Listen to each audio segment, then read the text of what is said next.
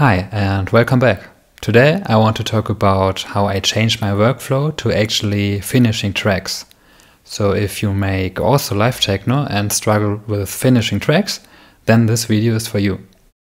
So a few years ago, my workflow was I go to Ableton and record individual tracks, like one track for the kick, one for bass, for the hi-hat, etc, etc.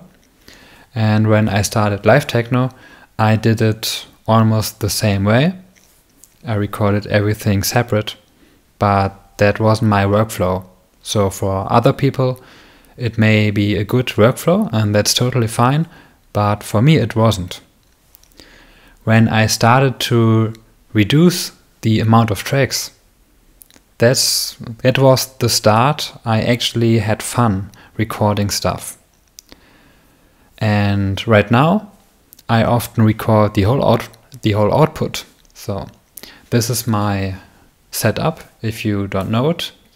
And I record the whole output from my little mixer. Or I make it like this, that I record the kick separate and all the other things I record also separate. So I have 2 tracks for one recording. And I want to show it to you. So one example. And don't wonder, so I recorded it in DaVinci, or I recorded it with my Zoom device, but then I edited first in DaVinci because I uploaded it on YouTube and I made a video about it. So the first step is here in DaVinci. Of course, you can make everything in Ableton, and the second part of it is in Ableton. But yeah, don't get confused. It's basically the same functions. You can also have plugins here, but that's not important. I will, show you a little bit of this jam. Maybe I show it to you here in Ableton and then we come back to DaVinci.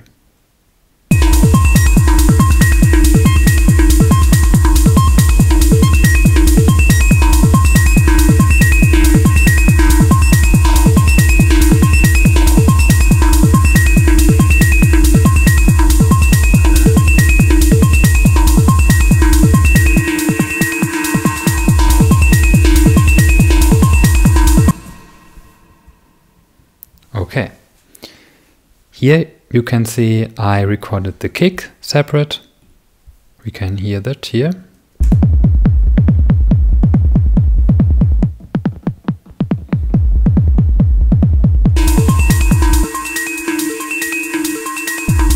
And this is, of course, all the other elements.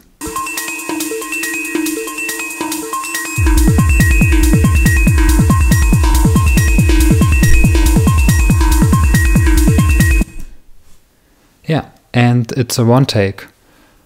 Sometimes I do 3 takes or 2 takes, but in this case I think it was only 1 take and I was satisfied.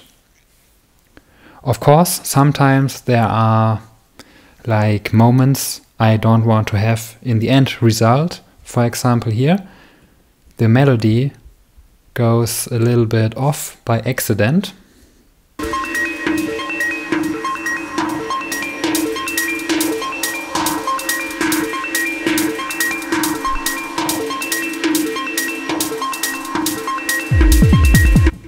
And then it's again the correct melody. But yeah, in this case I would edit it. And I would edit it like this. So you can see it here. For example, I made a cut here and also here. And then I cut out everything I don't want.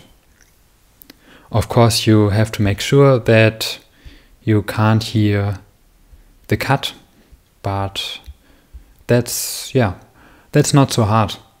Yeah, you can do it in the right sections and then you won't hear it.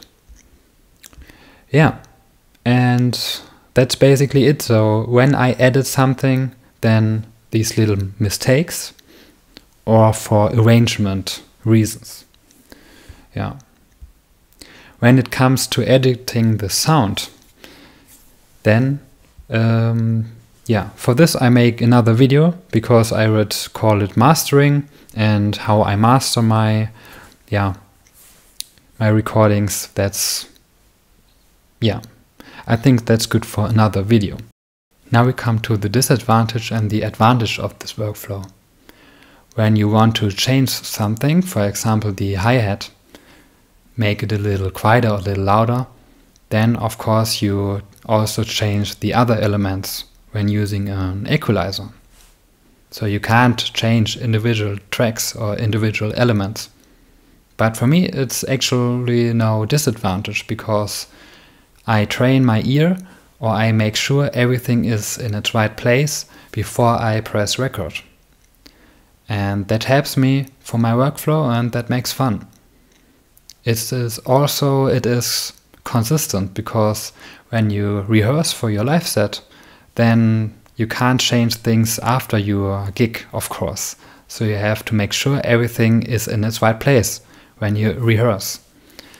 And the same workflow is when you record something for releasing stuff. And yeah, that's the way how I do it.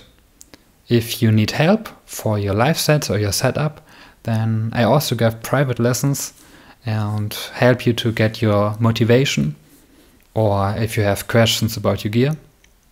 But as always, if you have questions for now, then write me a comment and I will answer to it. Then I wish you a good day and see you in the next video.